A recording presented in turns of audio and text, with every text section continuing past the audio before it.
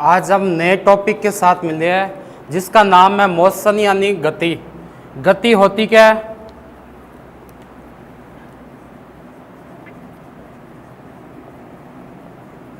यानी फिजिक्स में हम गति को क्या बोलते हैं कि समय के साथ अगर किसी वस्तु में परिवर्तन होता है तो वही क्या होती है? गति होती है। जैसे मैं क्या है, अगर पहली सेकंड में यहाँ खड़ा हूँ, ठीक है, दूसरी सेकंड में एक कदम या दो कदम चला तो ये मेरी क्या होगी? गति होगी। कोई गाड़ी की ले लो या कुछ भी ले लो, भौतिकी में हम बोल सकते हैं कि अगर समय के साथ किसी वस्तु में परिवर्तन होता है तो वो क्या कहलाती है? गति कहलाती है। यानी मैं बोल सकता हूं गति का क्या हो जाएगा?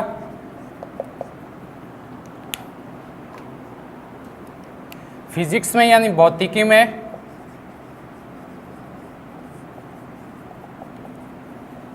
समय के साथ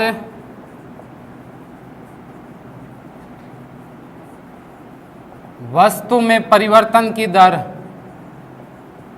परिवर्तन बोल सकते हैं, वस्तु में परिवर्तन क्या कहलाती है?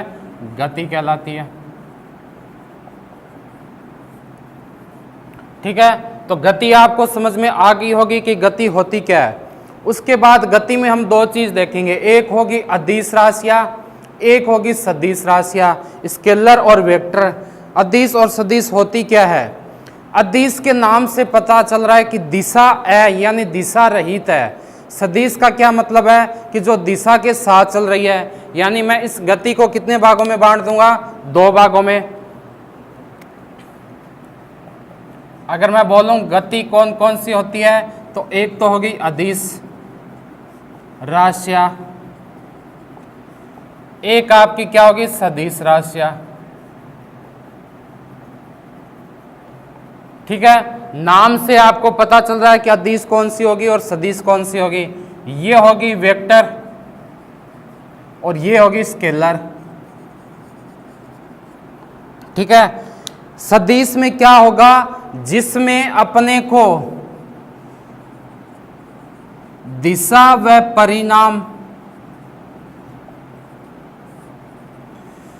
दोनों की जरूरत होगी, दोनों की जरूरत होती है। ठीक है, वो तो होती है सदिश राशियां। अदिश की क्या होती है? जिसमें केवल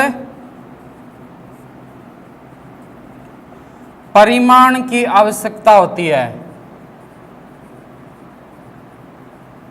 आवश्यकता होती है।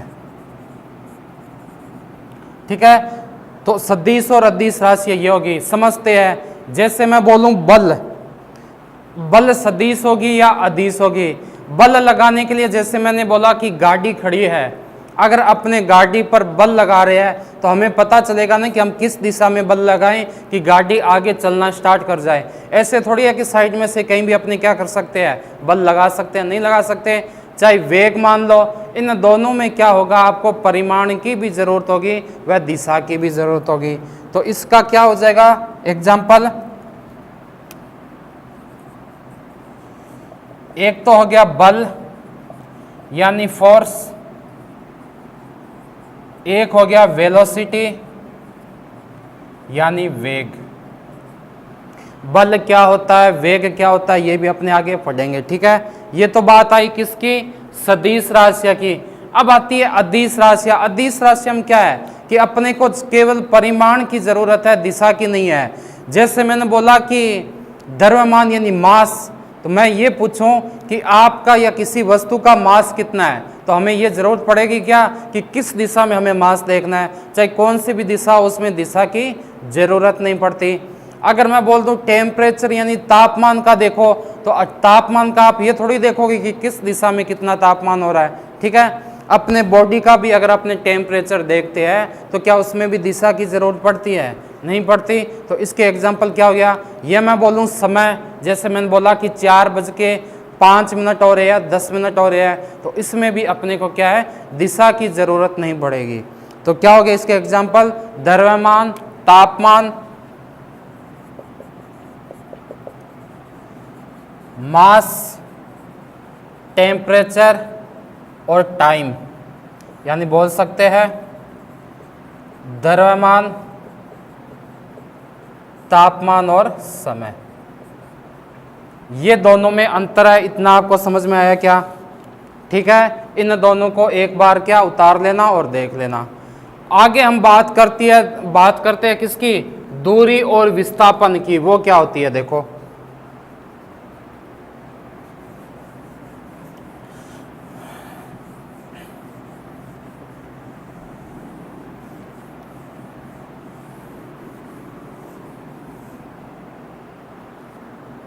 बात आती है क्या? एक तो होता है दूरी, एक होता है विस्थापन। ये दोनों होता क्या वो देखते हैं। दूरी का मतलब आपको समझ में आ रही है कि कुल तय पथ की लंबाई क्या कहलाती है? दूरी कहलाती है। कुल वस्तु द्वारा तय कुल पथ की लंबाई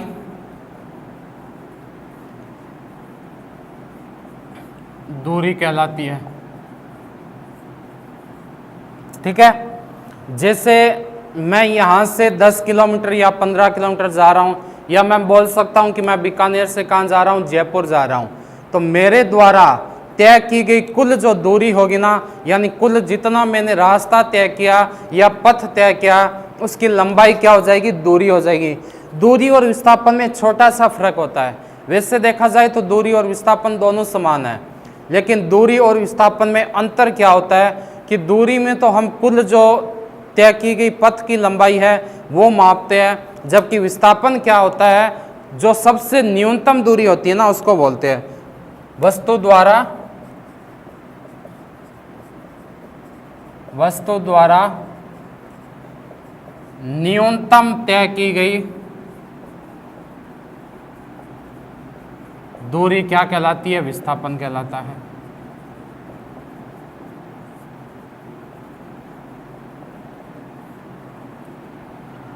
आओ एग्जाम्पल से समझते हैं। जैसे मैं ए पॉइंट पर खड़ा हूं, जाना का है मुझे बी पॉइंट पर जाना है। ये लो बी, ठीक है। इस दोनों के बीच की अगर मैं दूरी मान लूं 15 किलोमीटर है, ये तो है पहला एग्जाम्पल। ठीक है, तो आप मुझे क्या बताओगे कि इसकी दूरी क्या होगा और विस्थापन क्या होगा? दूरी को डी से और इसको एस से डिनोट करते हैं। ठीक है, ये होती है दूरी और विस्थापन। दूसरा क्वेश्चन मैंने देखा कि वही चीज है, दूसरा एग्जांपल कि मुझे जाना कहां से कहां तक है? ए से बी तक जाना है। ठीक है, और मुझे दूरी, जैसे मैंने पहले ये रास्ता चुना तो मैंने 100 किलोमीटर की दूरी तय की। अगर मैं इस रास्ते से आता हूं तो मान लो मैंने 120 किलोमीटर की दूरी तय की। अगर मैं थोड़ा और घूम के आता हूं तो मान लो मैंने कितनी की? 150 किलोमीटर दूरी तय की। आप इसमें भी क्या बताओगे मुझे? दूरी और विस्थापन। समझो क्या होता है। दोनों में अपने को ज्ञात क्या करना है? जो टोटल दूरी है ना, वही ज्ञात करनी है, यानी दूरी का ही खेल है दोनों में। ठीक है, तय पथ की लंबाई है, उसी का दोनों में क्या है? खेल है। लेकिन होता क्या है, जैसे मैंने इसमें पूछा कि आपको ए से बी जाना है, तो इसमें आपने बोला कि दूरी है 15 किलोमीटर। ठीक है, मैंने पूछा विस्थापन क्या है, आपने बोला 15 किलोमीटर। क्या भाई ए से बी आप जाओगे, रास्ता कौन सा? एक ही रास्ता है, तो चाहे आप छोटे रास्ता चुनो चाहे बड़ा चुनो, आपको दूरी कितनी तय करनी पड़ेगी? 15 किलोमीटर ही तय करनी पड़ेगी। यानी दोनों में क्या आ गया? 15-15। इसमें देखो मैंने बोला कि दूरी क्या है, तो आप कितनी बताओगे? 100, 120, 150। मानो आपने दूरी बता दी 100 बता दी। ठीक है, कुछ बच्चों ने कितनी बता दी? 120। कुछ बच्चों ने बताई 150। तो मैं बोलूंगा कि 100 किलोमीटर क्या इसकी दूरी है? बिल्कुल नहीं है, गलत। 100 नहीं है तो फिर आप बोलोगे 120 तो होनी चाहिए। 120 भी नहीं है, बिल्कुल गलत। 120 ना सही, 150 तो लास्ट वाला बच्चा हर हाल में होगा, ये भी गलत। अब आप बोलोगे अगर दूरी तीनों ही गलत है तो फिर करना क्या इसका, तो कुछ नहीं करना, इसका आंसर अपने निर्धारण नहीं कर सकते। कब तक नहीं कर सकते, जब तक कि अपने को ये ना बताया जाए कि अपने को कौन से रास्ते से जाना है। अगर मैं ए बी इस रास्ते से जाऊं तो ये बिल्कुल सही है 100, अगर मैं इस रास्ते से जाऊं तो ये 120 बिल्कुल सही है, अगर मैं ये नीचे वाला जो बड़ा वाला रास्ता इससे जाऊं तो कितना सही है, 150 भी बिल्कुल सही है। ठीक है, यानी आपको जब तक ये ना बताया जाए कि कौन से रास्ते से आपको जो पथ है, कौन से रास्ते से आपको जाना है, तब तक आप दूरी का ज्ञात नहीं कर सकते। चलो मैंने बोला ठीक है, इसकी दूरी अलग अलग रास्तों के लिए अलग अलग आ गई, मान लिया हमने, तो इसका विस्थापन क्या होगा, तो विस्थापन तो सीधी सी चीज है, वस्तु द्वारा न्यूनतम तय की गई दूरी, यानी सबसे छोटा रास्ता कौन सा हो जाएगा, तो ए से बी सबसे छोटा रास्ता आपको दिख रहा है, यानी विस्थापन इसका कितना हो जाएगा, विस्थापन हो जाएगा 100 किलोमीटर। ठीक है, अब बात आती है कि दूरी और विस्थापन में कौन सा अदिश है, कौन सा सदिश है। ठीक है, दूरी, क्या दूरी में अपने को कुछ जरूरत पड़ रही थी रास्ते की, नहीं पड़ रही थी, इसलिए दूरी क्या हो गया आपकी, अदिश राशि हो गई। दूरी क्या हो जाएगी आपकी, अदिश राशि, अदिश। ठीक है, विस्थापन क्या हो जाएगा, क्या विस्थापन में जरूरत पड़ रही थी, बिल्कुल पड़ रही थी, तो विस्थापन यानी अपने को न्यूनतम दूरी देखना है, यानी दिशा की भी जरूरत पड़ रही थी, तो ये आ गया सदिश।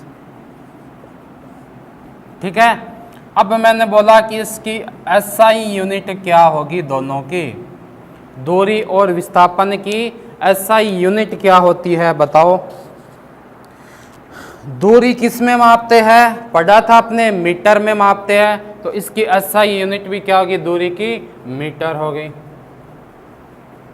ठीक है, विस्थापन किस में मापेंगे अपने, विस्थापन का अपने को दूरी का ही क्या रूप होता है, विस्थापन होता है, यानी ये भी किस में हो गया, मीटर में। मापना दोनों किस में होगा, मापन एसआई यूनिट मीटर ही होगी। ठीक है, इसके अलावा कुछ और देखते हैं कि दूरी और विस्थापन में क्या फर्क हो सकता है, तो अपने एक टेबल बनाते हैं, टेबल के थ्रू इसको समझेंगे।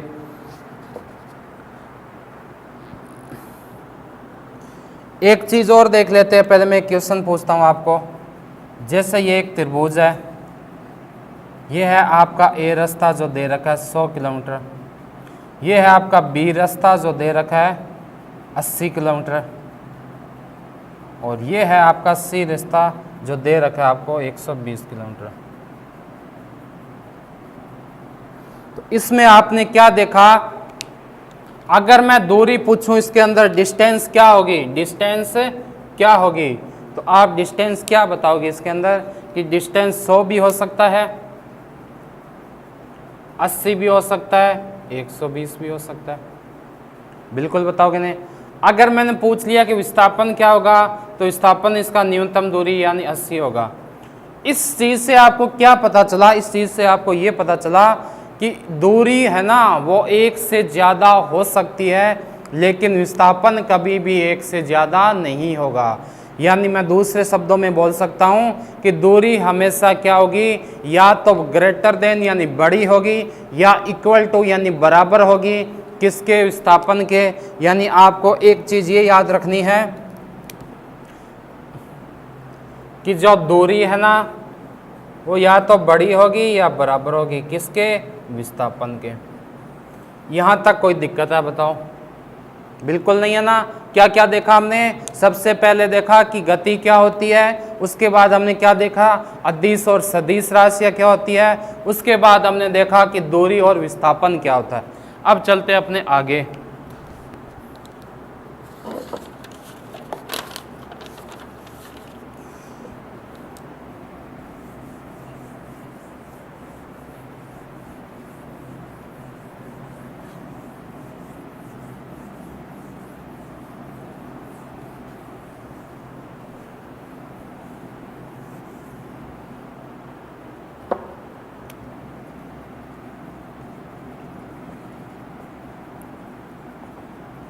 अब एक छोटी सी टेबल बनाते हैं किस किस के बीच में, दूरी और विस्थापन के बीच में।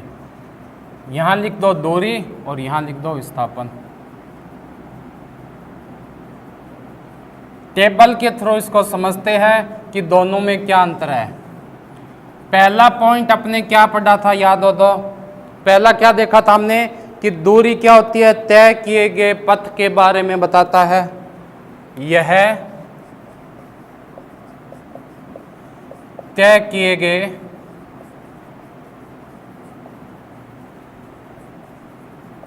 पथ के बारे में बताती है। ठीक है, ये दूरी होगी। विस्थापन क्या होता है, जो तय किए गए पथ के बारे में नहीं बताता। यह तय किए गए पथ के बारे में नहीं बताता है। ठीक है, दूसरा हमने क्या देखा था इसके अंदर कि दूरी हमेशा क्या होगी। अब एक चीज बताऊं, मैं इसको आपको ना एग्जाम्पल के थ्रू समझाता हूं। कैसे कि मैंने बोला कि आपको पॉइंट ए से चलना है, ठीक है, आपको घूम फिर कर ऐसे ऐसे करते हुए ऐसे ऐसे करते हुए वापस यहां पर ही आ गए। जहां से चले वहां पर आ गए। मान लो जो ये तय पथ की लंबाई है ये आपकी पूरी है 100 किलोमीटर। मैंने आपको पूछा दूरी क्या होगी, आपने बोला 100 किलोमीटर। मैंने आपको पूछा कि विस्थापन क्या होगा, आपने बोला 0 किलोमीटर हो गया। यानी जहां से चले थे वहीं वापस आ गए। या फिर मैं बोलूं कि विस्थापन क्या होता है आपका, या तो 0 हो सकता है या क्या होता है, नेगेटिव भी हो सकता है। ठीक है ना, आगे से चलकर अगर वापस इसी पॉइंट पर आ जाते हैं तो नेगेटिव भी हो सकता है। तो दूसरा पॉइंट क्या बनता है,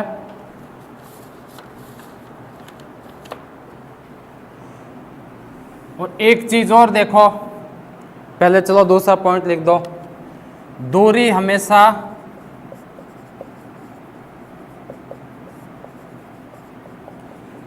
धनात्मक यानी पॉजिटिव होगी। ठीक है,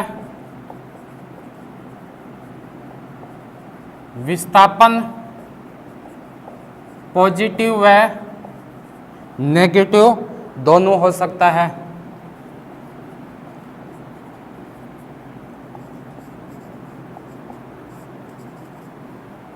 ठीक है, अब एक चीज को समझते हैं हम।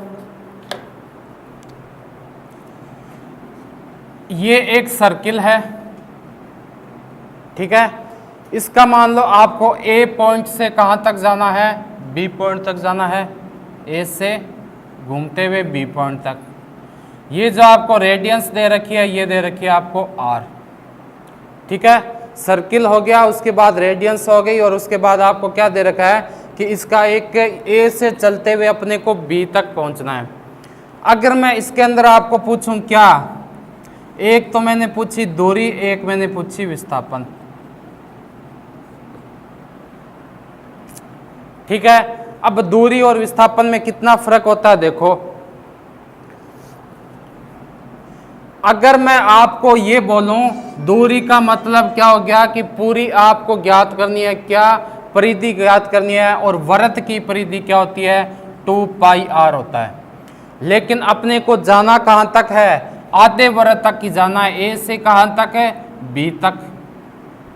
तो मैं बोल सकता हूं कि पूरे जो सर्किल है उसकी अपनी दूरी अगर पूछे तो 2 पाई आर हो गई, लेकिन ज्ञात कितने की करनी है, आधे की करनी है, तो क्या आ गया, पाई आर आ गया। उसके अलावा देखो क्या हो जाएगा इसमें। अब मैं पूछूं कि ठीक है आपने दूरी बता दी पाई आर है, अब इसमें विस्थापन क्या होगा, तो ए से बी तक जाओगे, अगर ये आर है तो ये भी क्या हो जाएगा, आर हो जाएगा, ये भी क्या हो जाएगा, आर हो जाएगा। दोनों आर को जोड़ दोगे वो क्या हो जाएगा, इसका विस्थापन हो जाएगा, यानी 2r। ठीक है, तो इसमें अपने दूरी और विस्थापन को समझा था। आगे इसको और समझते हैं। अगर अब की बार मुझे मान लो यहां तक जाना है, सी यहां है बी बिंदु, अगर मुझे यहाँ से चलते हुए यहाँ तक जाना है और ये है सी बिंदु, अब मैं पूछूं आपका दूरी और विस्थापन क्या होगा, देखते हैं। हमें पता है कि चारों खानों यानी 4 बराबर फॉर्मूला क्या होता है, 2πr होता है कि नहीं होता, कि पूरा राउंड अगर मारेंगे वो क्या कहलाती है, परिधि कहलाती है। यानी 4 राउंड 4 खाने में क्या हो जाएगा, 2πr। अगर मैं बोलूं एक खाने में कितना चलना है तो 2πr/4, ये कितनी बार गया, 2 बार, यानी πr/2। आगे अपने को चलना कहां तक है, पहला खाना ये हो गया, दूसरा ये हो गया, अपने को चलना है तीसरे तक। तो कितने खानों तक चलना है, 3 तक चलना है ना, तो 3 का मान क्या आ जाएगा, इसको 3 से गुणा कर दो, 3πr/2 क्या आ जाएगा 3 के लिए। इसका इस फॉर्मूले के लिए आपको अगर पूछे कि दूरी क्या है, तो दूरी आपकी क्या हो जाएगी, 3πr/2। और अगर मैं पूछ लूं कि विस्थापन क्या है, तो r² + r² मतलब रूट में 2r हो जाएगा इसका विस्थापन। आई क्या बात समझ में। तो तीसरा इसका पॉइंट क्या बन जाएगा, ये तो आपको समझ में आ गई। अब दूरी क्या थी आपकी, अदिश थी या सदिश थी, वो लिख दो। तो दूरी आपने देखा था कि अदिश राशि है, यह एक अदिश राशि है, ठीक है। और यह क्या था, यह एक सदिश राशि है। 3 पॉइंट हो गए। चौथा पॉइंट देखो क्या होता है कि हमने देखा कि दूरी का मान जैसे अलग अलग चलेंगे तो एक से ज्यादा मान आ रहा था, यानी मैं बोल सकता हूं कि दूरी का मान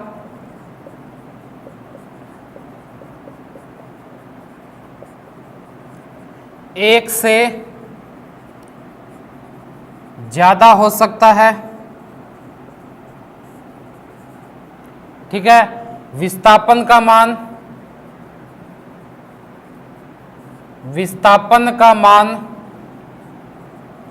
हमेशा 1 होगा, विस्थापन का मान हमेशा क्या होगा, 1 होगा। अगर एक पॉइंट से दूसरे पॉइंट पर जाना है और रास्ते चाहे अलग अलग हो लेकिन पॉइंट सेम हो, तो विस्थापन उसका 1 होगा और दूरी का मान क्या हो सकता है, 1 से ज्यादा हो सकता है। इतना बात समझ में आई। आगे देखते हैं चाल, और चाल क्या होता है, वेग क्या होती है।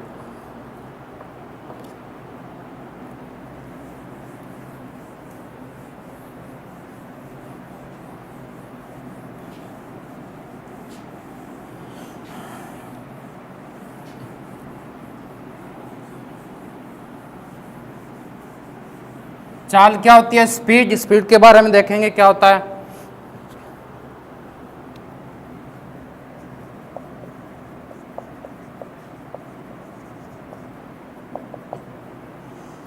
क्या हो जाएगी, चाल क्या होती है, जैसे मैंने बोला कि कोई वस्तु है जिसने कितनी डिस्टेंस ट्रेवल किया, मान लो 180 किलोमीटर,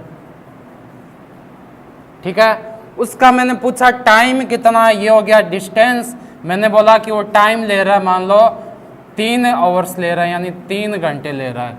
अगर मैं आपको पूछूं कि इसकी स्पीड क्या होगी, तो स्पीड आप कैसे निकालोगे, स्पीड बराबर हो जाएगी d/t। d कितनी है, 180, t कितना है, 3, यानी 60 किलोमीटर पर आवर, यानी 1 घंटे में वो कितना चल रहा है, 60 किलोमीटर चल रहा है। यही होती है इसकी। तो 1 घंटे में कितना चल रहा है, 60 है। 1 का मतलब क्या हो गया, इकाई, यानी मैं इसका क्या लिख सकता हूं लैंग्वेज में,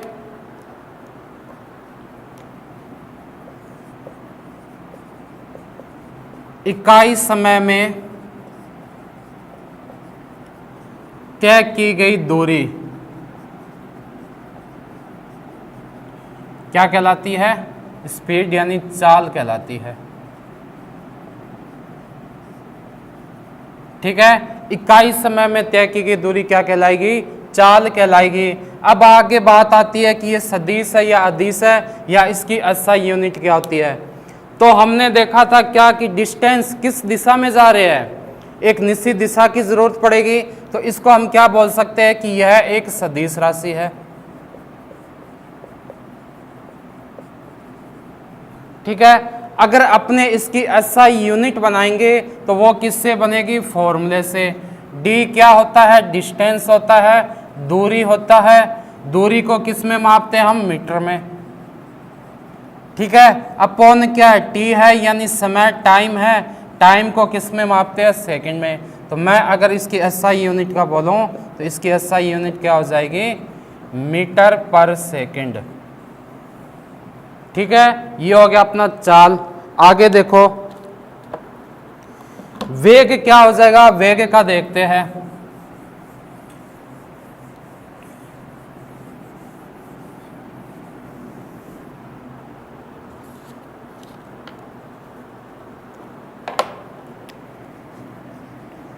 वेग यानी वेलोसिटी,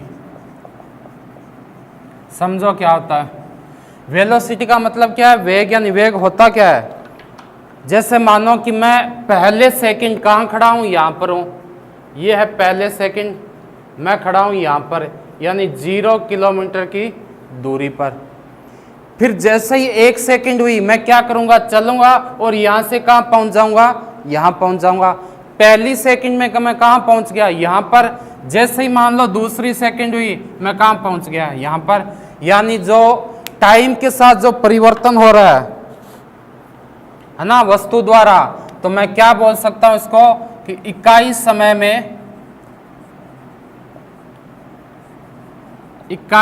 में वस्तु का विस्थापन,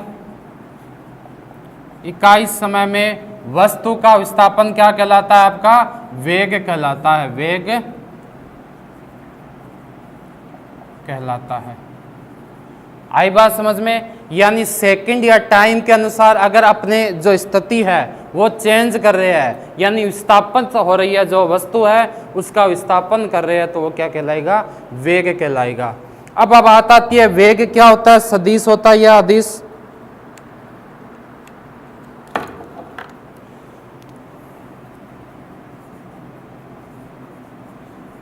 विस्थापन बटे क्या हो गया, समय। इकाई समय में जो वस्तु का विस्थापन है वही क्या कहलाता है, ठीक है, वेग हो गया। इसका जो एसआई यूनिट है वो क्या हो जाएगी, मीटर पर सेकंड हो जाएगी। ठीक है, और क्या देखना आपको इसमें, ठीक है, बस ये चीज होती है ना, विस्थापन हो गया। इसके क्या चीज होती है, जो वेग का फॉर्मूला पूछे तो विस्थापन बटे समय हो गया, एसआई यूनिट पूछे तो क्या हो गई, मीटर पर सेकंड हो गई। और वेग होता क्या है, इकाई समय में वस्तु द्वारा विस्थापन करना क्या कहलाता है। ठीक है, अब एक चीज आती है, जैसे मैं बोलूं कि सरल रेखा में अगर मैं गति कर रहा हूं, सरल रेखा में गति करने पर, ठीक है, अगर मैं सरल रेखा पर गति कर रहा हूं तो क्या चीज होगा, देखते हैं।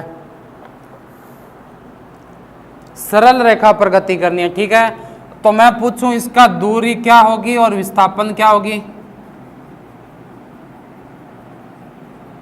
एक चीज मैं पूछता हूं कि इसका चाल क्या होगा और वेग क्या होगा। दूरी और विस्थापन क्या होगा, चाल और वेग क्या होगा। आओ समझते हैं कैसे करेंगे। सरल रेखा का मतलब जैसे मुझे ए से बी पर जाना है,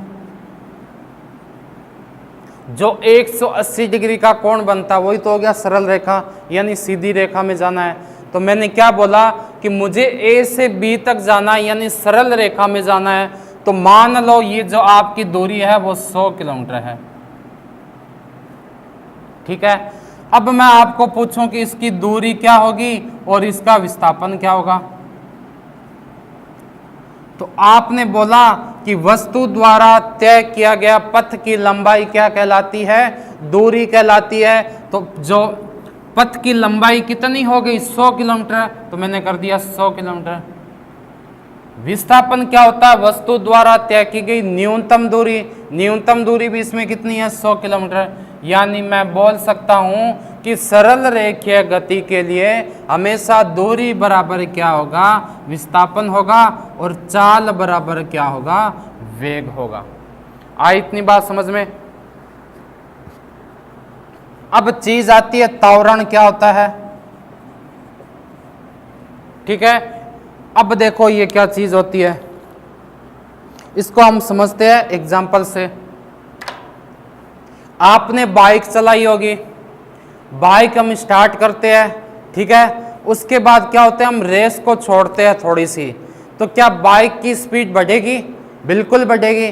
फिर अगर आपने रेस और छोड़ेंगे और ज़्यादा देंगे, मतलब खींचेंगे उसको, तो क्या उसका वेग जैसे जैसे बढ़ता जाएगा समय के साथ। ठीक है, तो मैं बोल सकता हूं कि वेग में परिवर्तन की दर क्या कहलाता है, त्वरण। वेग में परिवर्तन की दर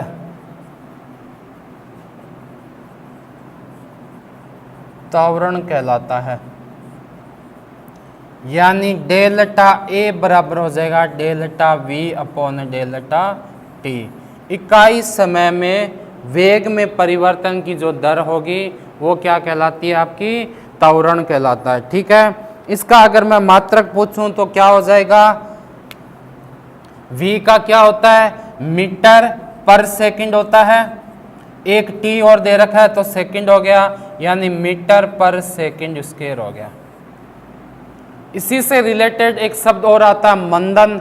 मंदन क्या होता है, वेग में परिवर्तन की दर लेकिन नेगेटिव रूप में, यानी कम स्पीड से तेज स्पीड में जाना क्या कहलाता है, त्वरण कहलाता है, और तेज स्पीड से कम स्पीड में आना क्या कहलाता है, मंदन कहलाता है। ठीक है, यहां तक हो गया त्वरण तक। आगे देखो क्या होता है, क्या बोला मैंने, मंदन क्या होता है, मंदन। तो मैं बोल सकता हूं कि नेगेटिव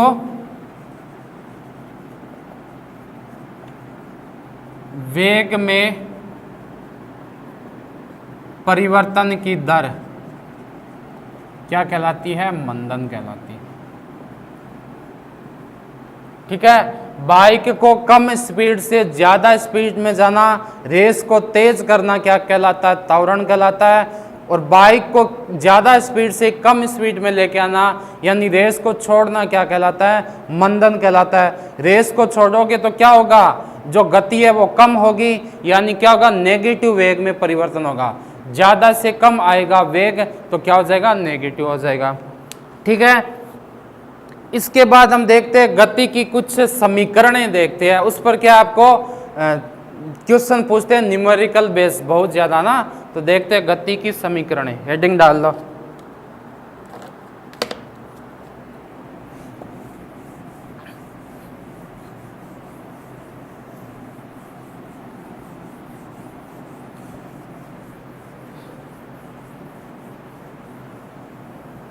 गति की समीकरणें, गति की समीकरण।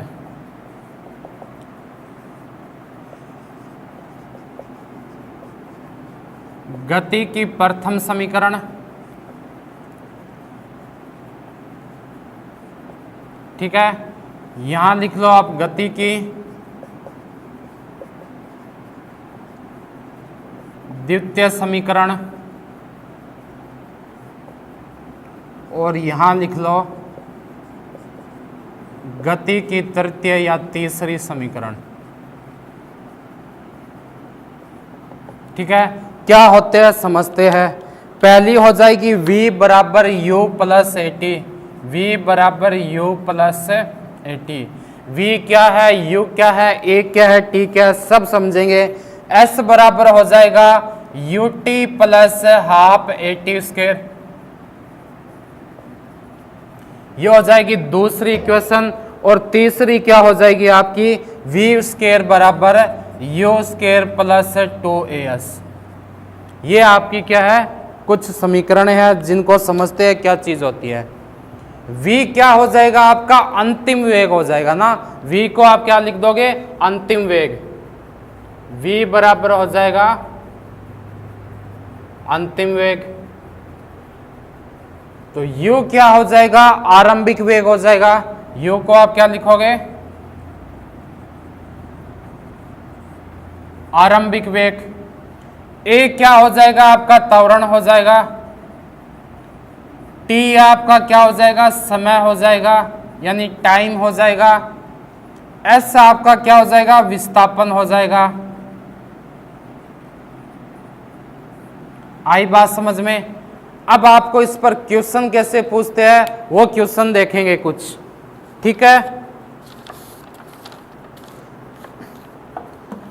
अब इनमें एक चीज और आती है, क्या आती है कि जैसे मैं बाइक का ही उदाहरण लेता हूं या कोई गाड़ी का लेता हूं ना, तो अगर मैं गाड़ी को क्या कर रहा हूं, चला रहा हूं, यानी पहले क्या था, वो रुकी हुई थी, रुकी हुई से कहां जा रही है,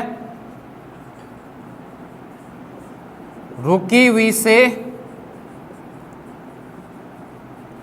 गतिमान अवस्था में जा रही है, ठीक है। रुकी हुई से कौन से, या मैं बोल सकता हूं कि विराम अवस्था से गतिमान में। तो इसके लिए आपका u बराबर क्या हो जाएगा, 0, क्योंकि जब बाइक रुकी हुई है तो उसका आरंभिक वेग कितना हो जाएगा, 0 हो जाएगा, ठीक है। दूसरी कंडीशन बनती है, गतिमान से अगर स्थिर अवस्था में आ रहे हैं तो अब की बार क्या हो जाएगा, आपका अंतिम वेग यानी v बराबर 0 हो जाएगा, ठीक है। तो दो चीज क्या समझोगे, पहली तो ये तीन चीज इक्वेशन देखनी है आपको। पहली इक्वेशन क्या होती है, v बराबर u प्लस at। दूसरी क्या होती है, s बराबर ut plus half at square. तीसरा क्या होता है, v स्क्वायर बराबर u स्क्वायर प्लस 2as, ठीक है। v क्या हो गया, अंतिम वेग हो गया। u क्या हो गया, आरंभिक वेग हो गया। t क्या हो गया, टाइम हो गया। s क्या हो गया, विस्थापन हो गया। a क्या हो गया, त्वरण हो गया। उसके बाद आपको दो चीजें समझनी है, कौन कौन सी,